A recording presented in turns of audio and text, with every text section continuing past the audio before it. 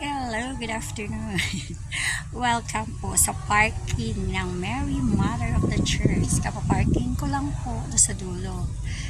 Natanaw ko hindi pa tapos yung mass. Kaya mag-video muna ako dito sa parking. Ayun po yung simbahan. Yung second to the last mass ay hindi pa po tapos. So, nagbagal-bagal muna ako dito mag-video. Okay.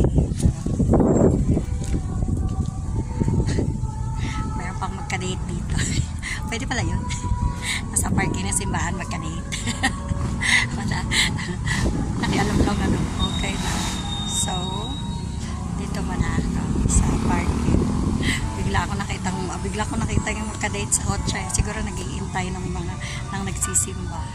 Pero naglalambingan ba? Ay, di pa ako pumasok ng simbahan. Nagkasala na ako. Sila naman kasi nagpakita eh. Diba? Sa totoo lang, wala ring nagkakasala kung walang nagbibigay ng ng tanawin na masama. Dapat pumasok na lang sila sa simbahan. Diba po? Ayan po yung simbahan. So, dito muna ako. Kasi pa lang yan eh, communion.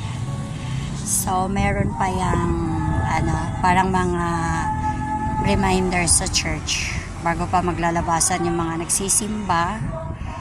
Tapos, bago pa papasok yung mga a-attend ng last mass tulad ko. Diba? Okay. So, dito muna ako sa parking. Dito muna ako magsasalita. Okay. Sana ako ngayon. Babaeng babae. Palda-paldahan ng aking kasuotan. Ganun talaga. Kasi ganun talaga ako guys. So, long dress or long skirt ako pag nagsimba.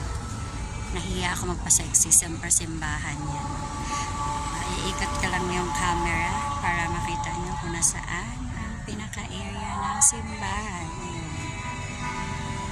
Oh my God. Medyo madilim na kasi medyo makulimlim. Tama lang yung alis ko sa bahay. Kasi kung masyado namang maaga, mahaba yung aantayin ko dito sa second to the last mass. Ayaw ko kasi hindi ako mag-umpisa. Hindi ako sanay sa ganun.